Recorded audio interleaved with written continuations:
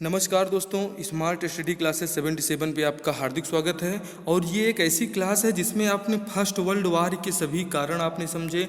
Austria के जो है राजा और उनकी पत्नी जो है आर्क फर्डिनेंड की हत्या के बाद किस प्रकार से ये जो है शुरू होता है और धीरे धीरे इसमें दुनिया भर के सभी देश शामिल होते चले जाते हैं जो है। और वो उसमें क्या परिणाम हुआ उसका जब युद्ध की समाप्ति हुई वर्ष 1918 में, तो ये क्या कैसी स्थिति बनी, उसका परिणाम क्या रहा। दोस्तों ये क्लास आपके लिए बहुत ही महत्वपूर्ण है। ये विश्व इतिहास की एक महत्वपूर्ण घटना है, प्रथम विश्व युद्ध, फर्स्ट वर्ल्ड वार। फर्स्ट वर्ल्ड वार आप अभी तक नहीं देखे हैं तो आप पहले फर्स्ट वर्ल्ड वार का कारण वाली क्लास देख लीजिए।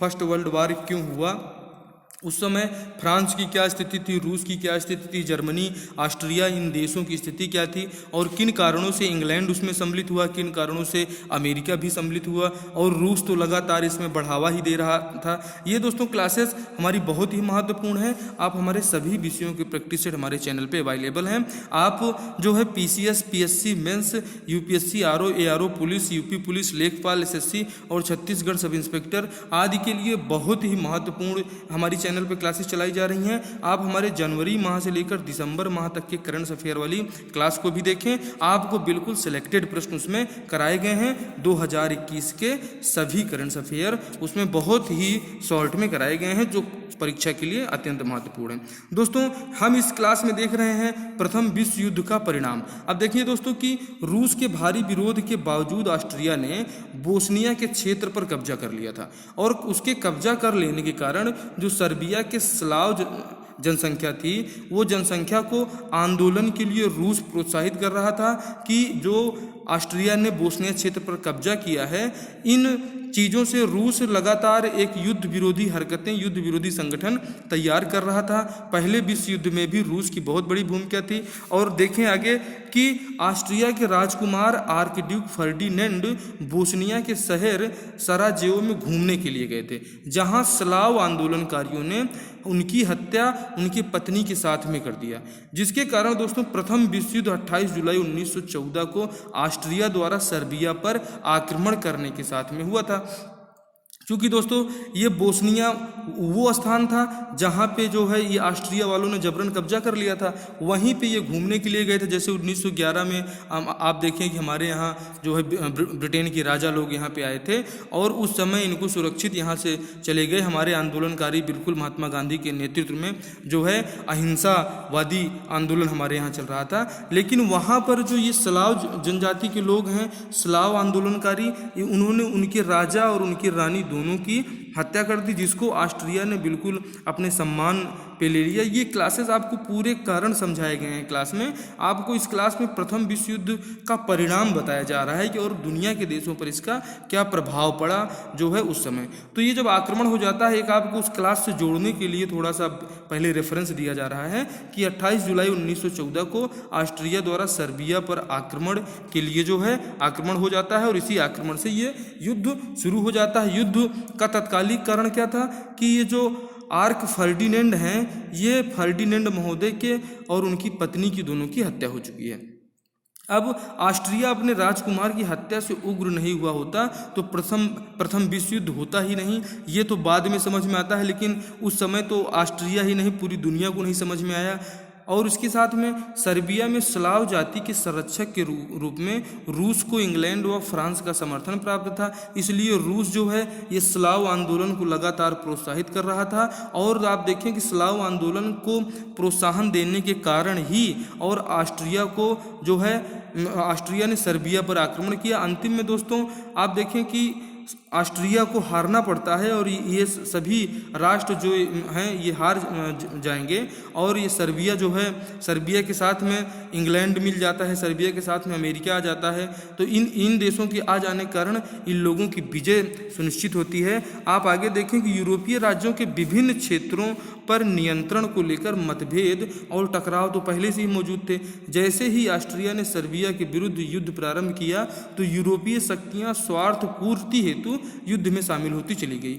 युद्ध में ऑस्ट्रिया की तरफ से लड़ रहे थे दोस्तों जर्मनी, तुर्की, ये पराजित हुए। ऑस्ट्रिया हमला तो पहले किया, लेकिन उसे सर्बिया की शक्ति का जो है आकलन नहीं हो पाया। जैसे अभी रसिया ने आक्रमण किया है यूक्रेन के ऊपर, और वो यूक्रेन के ऊपर लगातार चढ़ाई चल रही है, 32 दिनों से युद्ध चल रहा है, लेकिन अभी तक उसकी राजधानी कीव को ये लोग जीत नहीं पाए हैं। और व्लादिमीर जेलेंस्की पूरी तरह से अभी भी डटे हुए हैं। वो अफगानिस्तान के राष्ट्रपति अशरफ गनी टाइप के नहीं हैं कि देश छोड़ के भाग जाएं और देश पे उनके तालिबानियों का कब्जा हो जाए।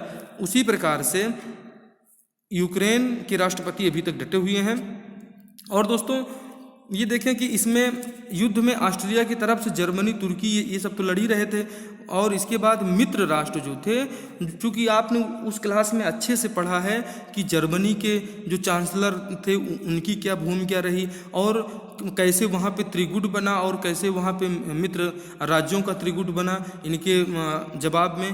तो ये जो इनका विपरीत मित्र राज्यों का गुट, सर्बिया, ब्रिटेन, फ्रांस, इटली, रूस, अमेरिका ने विजय प्राप्त की और इस युद्ध में अपार जनधन की हानि हुई। ये विश्व युद्ध जो है पूरी दुनिया के लिए एक सीख था, एक यूनिटी बनाने का कि किस प्रकार से यूनिटी बनाया जाए। और इन्हीं युद्धों के बाद में आपने देखा था कि राष्ट्र संघ की स्थापना हुई और ये राष्ट्र संघ भी कारगर नहीं हो पाया। और उसके बाद जो है सेकेंड वर्ल्ड वार हुआ और उसके बाद संयुक्त राष्ट्र संघ बना। आप देखें कि प्रथम विश्व युद्ध का आर्थिक परिणाम क्या होता है। प्रथम विश्व युद्ध का दैनिक औसत खर्च, मतलब डेली को जो रोज का खर्चा था दोस्तों, उस समय 40 करोड़ रुपए था रोज का खर्चा, और जो बाद में करीब 44 करोड़ रुपए हो गया जो है उस डेली युद्ध का। एक दिन में अगर युद्ध लोग लड़ रहे थे लगभग इतने करोड़ रुपयों की हानि हो रही थी। और युद्धरत देशों में उद्योग धंधों, व्यापारिक गतिविधियों में भारी कमी आई। इस आर्थिक परिणाम हम लोग देख रहे हैं पहले विश्व युद्ध का। युद्ध के दौरान हवाई हमलों में कारखाने, ऊर्जा के केंद्र सब क्षतिग्रस्त हो जाने के कारण इनके उत्पादन में भी कमी आई, जिससे उपभोक्ता वस्तुओं की कीमतें बढ़ने लगी। और जब कीमतें बढ़ेंगी दोस्तों तो जनता तो नाराज ही होगी। कारखानों को इनके नष्ट हो जाने के कारण बेरोजगारों की संख्या में अत्यधिक बढ़ोतरी हुई, जिससे राज्यों पर आर्थिक बोझ और ज़्यादा मात्रा में बढ़ गए। ये इसके दोस्तों आर्थिक परिणाम है। आगे देखें कि इस युद्ध के कारण राज्यों की वित्तीय स्थिति कमजोर होने के कारण ये सभी जो यूरोप के राष्ट्र हैं ये अमेरिका से जो है कर्जा लेते हैं, ऋण लेते हैं, और जिसको चुकाने के लिए दोस्तों इन्होंने अत्यधिक मात्रा में यूरोप के जो ये देश हैं इन देशों ने, इसमें चूंकि किसी भी युद्ध में दोनों तरफ से क्षति होती है, और जब इनकी आर्थिक स्थिति कमजोर हो गई तो इन्होंने कागजी मुद्रा अधिक मात्रा में छाप दी, जिसके इनके उत्पादक मूल्य में कमी आई। साथ ही अमेरिका का यूरोपीय देशों में आर्थिक राजनीति के मामले में हस्तक्षेप बढ़ा। अमेरिका जो है चूंकि बहुत ही चालाक देश है, जिस प्रकार से आज यूक्रेन को युद्ध में उलझाया है उसी प्रकार से इसने फर्स्ट वर्ल्ड वार में इन देशों की मदद करके और अपना व्यापार को बढ़ाया और अपने देश को मजबूत किया। यूरोप के पुनर्निर्माण में अमेरिका द्वारा अत्यधिक धन दिया गया, और ये धन दिए जाने के कारण दोस्तों अमेरिकी सह बाजार में भी भारी गिरावट आई, जिसका परिणाम जो है 1929 की वैश्विक आर्थिक मंदी के रूप में सामने आया। मतलब किसी भी आर्थिक स्थिति का परिणाम तुरंत नहीं आता है। वो देखिए कैसे 10 वर्ष बाद जो है युद्ध खत्म होने के 10-11 वर्ष बाद जो है एक आर्थिक मंदी पूरी दुनिया में आ जाती है। ये आर्थिक परिणाम है पहले विश्व युद्ध का। और दोस्तों युद्धरत देशों द्वारा धन एकत्र करने के लिए जनता पर अतिरिक्त कर लगाए गए। अब जैसे हमारे यहाँ बहुत ज़्यादा मात्रा में पेट्रोल डीजल के ऊपर जो कर लगा दिया गया है, और आपसे जीएसटी भी लिया जा रहा है, कई प्रकार से कर इकट्ठा करके सरकार जो है देश का विकास करना चाहती है। और ये जब अत्यधिक कर रोपे जाएंगे तो उससे सरकार के पास ज़्यादा पैसा आएगा, और ये धन इकट्ठा करने के लिए जनता, मतलब आप देखेंगे जो जनता ये कहती है कि हम किसी भी युद्ध में शामिल नहीं होते हैं, लेकिन उसका हर्जाना और उसका जो पैसे का भुगतान हो किसी न किसी रूप में उनसे ही लिया जाता है। और इससे जनता की स्थिति अत्यंत दयनीय हो गई और जनता के अंदर असंतोष व्याप्त हो गया, ये सभी युद्धरत देशों में।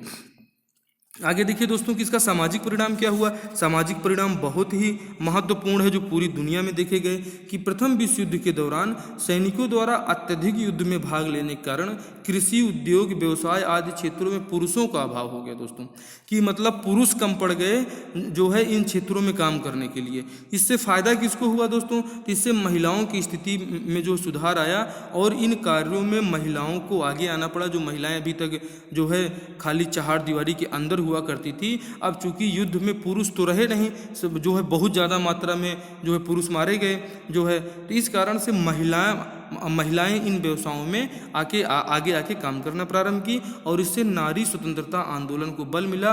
और 1918 ईस्वी में इंग्लैंड में 30 साल से अधिक उम्र की महिलाओं को मताधिकार मिला। मतलब इस युद्ध का परिणाम ही है कि महिलाओं को भी मताधिकार नहीं मिलता। युद्ध के कुछ फायदे होते हैं तो कुछ नुकसान भी होते हैं। किसी को नुकसान होता है तो उसमें किसी न किसी को फायदा हो रहा होता है। आप ये देखें दोस्तों, इसके सामाजिक परिणाम में प्रथम विश्व युद्ध में लगभग 80 लाख सैनिक व असैनिक मारे गए। आप देखिए कितने लोगों की हानि हुई कि 80 लाख लोग ऑस्ट्रिया के जो राजा हैं आर्क ड्यूक फर्डिनेंड और उनकी पत्नी को मारे जाने के कारण ये जो युद्ध शुरू हुआ। इसमें और बहुत सारे कारण थे युद्ध के। आप हमारी वो वाली क्लास देखें, उसमें विस्तृत तौर पर आपको समझाया गया है। First world war by smart study classes आप अब अपने जो है गूगल में आप डालें, आपको ये क्लास हमारी मिलेगी। बहुत ही महत्वपूर्ण और अलग ढंग से आपको विस्तृत वर्णन किया गया है। दोस्तों, जब खाद्यान्नों और औषधियों के अभाव में लोग बीमार होने लगे, अब जब वहाँ पे जो है कृषि के भी क्षेत्र में लोग कम हो गए, उद्योग भी कम है, बेरोजगारी बढ़ गई है, भुखमरी बढ़ गई है और साथ ही साथ बीमारी भी बढ़ गई है। युद्ध काल में अपाहिज हुए सैनिकों और नागरिकों को बेरोजगारी का सामना करना पड़ा। क्योंकि जब सब जो है जितने इनके कारखाने वगैरह थे ये नष्ट हो गए, तो कारखानों के नष्ट होने के कारण इन्हें जो है इनके बेरोजगारी में भी वृद्धि हुई। और दोस्तों, बीमारी तो इस कदर फैली, कितने लोग मारे गए, 80 लाख लोग जब मारे गए तो इनका अंतिम संस्कार तक अच्छे से नहीं किया जा सका। और जिसके कारण से आप देखें कि वर्ष 1920 में जो इतनी बड़ी महामारी आती है, वो महामारी भी जो है कहीं न कहीं वो फर्स्ट वर्ल्ड वार से ही जुड़ी हुई है। सामाजिक परिणामों में आगे देखें दोस्तों कि बड़े उपन्यासकारों एवं नाटकों के स्थान पर छोटे नाटकों एवं कहानियों को अधिक पढ़ा जाने लगा। क्योंकि बड़े बड़े नाटकों और उपन्यासों को पढ़ने का लोगों के पास समय नहीं रहा, इसलिए छोटे जो है उपन्यास और नाटक पढ़े जाने लगे। और चिंतन की जो मूल धारा युद्ध एवं हिंसा के विरोध में समाजवादी एवं मानवतावादी विचारधारा का विकास हुआ। ये मानवतावादी और समाजवादी विचारधारा जो है इसका उदय हुआ। और इस समय हमारे यहाँ जो है आप देखें कि इस युद्ध के दौरान अंग्रेज़ों का यहाँ पर कब्जा था और अंग्रेज़ों के खिलाफ में हमारे यहाँ असहयोग आंदोलन भी जो है इसी युद्ध के बाद प्रारंभ हो गया था। दोस्तों, ये फर्स्ट वर्ल्ड वार के सामाजिक परिणाम हैं। और फर्स्ट वर्ल्ड वार के दौरान दोस्तों शिक्षा को भारी हानि हुई। जितने नवयुवक थे, जैसे आप देखें कि जो है यूक्रेन में जितने भी लोग हैं, लोगों को जो है रोड पे खड़े करके बंदूकें बांटी गई और उम्र की सीमा जो 18 से 21 वर्ष थी उसको हटा दिया गया कि जो बंदूक चलाना चाहे बंदूक उठाए, यहीं उसको सिखा दिया जाएगा तुरंत और वो सेना में भर्ती हो जाए। तो उसी प्रकार से यूक्रेन में आप देखें ऐसी स्थिति हुई। और दोस्तों, वह भारी संख्या में जो है जिनको जो टीचर थे और जो युवा थे, यहाँ तक कि शिक्षकों को भी युद्ध कार्य में लगा दिया गया था, अध्यापक तक को युद्ध कार्यों में लगा दिया गया था। और भारी संख्या में नवयुवक जो थे वो सब जो है सेना में सम्मिलित हो गए, जिसके कारण युद्ध के बाद शिक्षा का स्वरूप बदला और इसमें साहित्य की नई धारा का प्रस्फुटन हुआ, नई धारा का उदय हुआ। आगे देखिए दोस्तों कि प्रथम विश्व युद्ध के समय महत्वपूर्ण कारखानों को सरकार ने अपने अधिकार में ले लिया और प्रथम विश्व युद्ध के पश्चात श्रमिकों की नई भूमिका सामने आई। युद्ध काल के दौरान उत्पादन में अभूतपूर्व वृद्धि दर्ज की गई। जब इसके बाद सभी लोग जो है अपने काम पर लौटे तो उसमें जो है उत्पादन में अत्यधिक वृद्धि आई, जिससे मजदूरों की शक्ति जो है मजदूरों की महत्ता जो है बढ़ गई। और वहीं रूस में मजदूरों का राज्य स्थापित हो गया कि जब आप देखें कि युद्ध के दौरान ही 1917 में रूस की क्रांति होती है और वहाँ जो जार का शासन होता है वो जार के शासन को हटा दिया जाता है, जार के शासन को पृथक कर दिया जाता है और वहाँ पे व्लादिमीर लेनिन के नेतृत्व में जो है वहाँ पे सरकार का गठन होता है। तो आप देखें कि वो मजदूरों की सरकार थी। आप जो है बुर्जुआ आंदोलन जो आपने पढ़ा है, विश्व इतिहास की हमारी ये क्लासेज आप जरूर देखें, आपको उसमें बहुत अच्छे से रूसी क्रांति के बारे में भी समझाया गया है। अब अन्य देश के मजदूर भी चुप नहीं रह सकते थे दोस्तों, उन्होंने भी जो है एक आंदोलन को तो आप देखें कि हमारे यहाँ मजदूर जो है बहुत मजदूर आंदोलन हुए, मजदूरों की हड़तालें आप यहाँ पर सुनते हैं, तो ये वहीं से प्रेरणा इनको मिल रही है। और इसलिए मजदूरों की सुरक्षा और गारंटी के लिए उन्होंने उनकी बीमा और सुरक्षा आदि क्षेत्रों में सुधार किया गया। ये फर्स्ट वर्ल्ड वार का ही परिणाम था। दोस्तों, श्रमिक कल्याण के माध्यम से समाजवादी विचारधारा का विकास हुआ। साथ ही राष्ट्र संघ के अंतर्गत अंतर्राष्ट्रीय स्तर पर श्रमिकों के कल्याण हेतु अंतर्राष्ट्रीय श्रमिक संगठन की स्थापना की गई। जो आप अंतर्राष्ट्रीय श्रम संगठन आप देखते हैं वो यहीं से, इसी कारण से इसकी स्थापना हुई। युद्ध के दौरान शरणार्थियों की भी समस्या सामने आई और लोग अपने घर ही नहीं राज्य से भी बेघर हो गए। चूँकि जो है उस समय जब पेरिस शांति सम्मेलन में, आप हमारे चैनल पे उसको देखेंगे, पेरिस शांति सम्मेलन में किस प्रकार से जो है एक देश की सीमा को दूसरे देश में पूरी तरह से दे दिया गया था, और जो है किस प्रकार से ऑस्ट्रिया के क्षेत्र को, बोस्निया आदि जो क्षेत्र इनके थे, इन क्षेत्रों को दूसरे देशों को जो दिया गया, तो ये जो है अपने देश ही नहीं अपने राज्य से भी लोग बेघर हो गए थे। आगे देखते हैं राजनीतिक परिणाम। दोस्तों, प्रथम विश्व युद्ध के परिणाम स्वरूप अनेक राजतंत्रों का पतन हो गया। ऑस्ट्रिया, जर्मनी, रूस, तुर्की में राजतंत्रों एवं उनके सदियों पुराने राजवंशों का अंत हुआ। और देखें कि रूस में कैसे वहाँ पे जो है जार का शासन आया, और बाकी इन देशों में अमेरिका के जो है अंडर में यहाँ पर भी लोकतंत्र की स्थापना हुई, और इनके स्थान पे यहाँ हर जगह लोकतंत्र की स्थापना हुई। रूस, Germany, Poland, Austria, Czechoslovakia, Finland, ये नए नए जो है देशों में लोकतंत्र की स्थापना फर्स्ट वर्ल्ड वार के बाद ही हो पाई थी।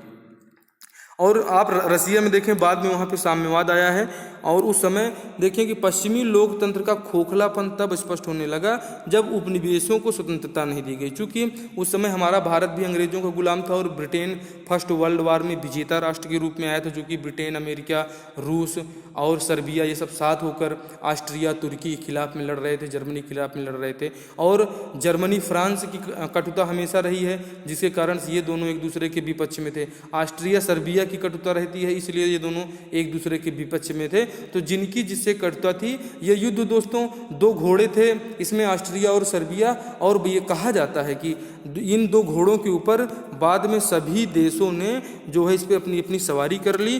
तो ये वही युद्ध है जिसमें मौके की तलाश में लोग बैठे थे, और मौका मिलते ही जो है युद्धरत हो गए, एक दूसरे देशों के ऊपर आक्रमण करना प्रारंभ कर दिए अपनी अपनी साम्राज्यवाद के विस्तार के लिए।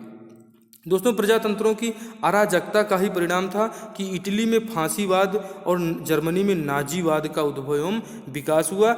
ये प्रजातंत्र यहाँ पे जो आया कि इटली में जो फांसीवाद आप देखते हैं, जर्मनी में नाजीवाद जो आप देखते हैं, ये सब इन्हीं जो है इनके राजनीतिक परिणाम हैं। जो लोकतंत्र का तो विकास किया गया, लेकिन एक स्पष्ट लोकतंत्र वहाँ पे स्थापित नहीं हो पाया। यूरोप के प्रमुख देशों में राजतंत्र की समाप्ति हुई। वस्तुतः युद्ध के परिणाम स्वरूप रूस के रोमनो वंश का अंत हो गया और वहाँ पे मजदूरों की सरकार बनी। जर्मनी में हैडोजोलन वंश का शासन था, ये खत्म हुआ, यहाँ पर लोकतंत्र की सरकार बनी। ऑस्ट्रिया में हैब्सबर्ग का शासन था, ये भी खत्म हुआ और यहाँ पर जो है लोकतंत्र की स्थापना हुई। तुर्की साम्राज्य का विघटन हुआ, तो दूसरी तरफ पोलैंड, हंगरी, चेकोस्लोवाकिया, एक ये सब नए नए देश के रूप में इनका उदय हुआ और इनको नए देशों के रूप में इनको मान्यता दी गई।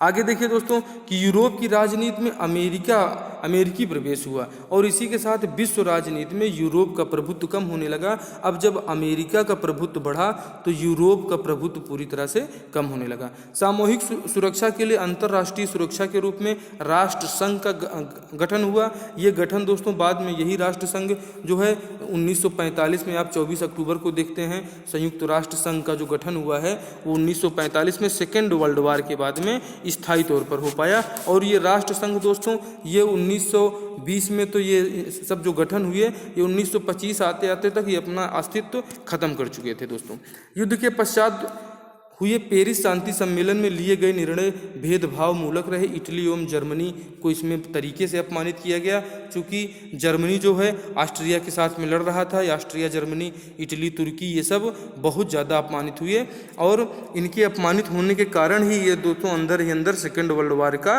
ग्राउंड तैयार करने लगते हैं। इटली व जर्मनी के अपमानित होने के कारण इनका राष्ट्रवाद आहत हुआ।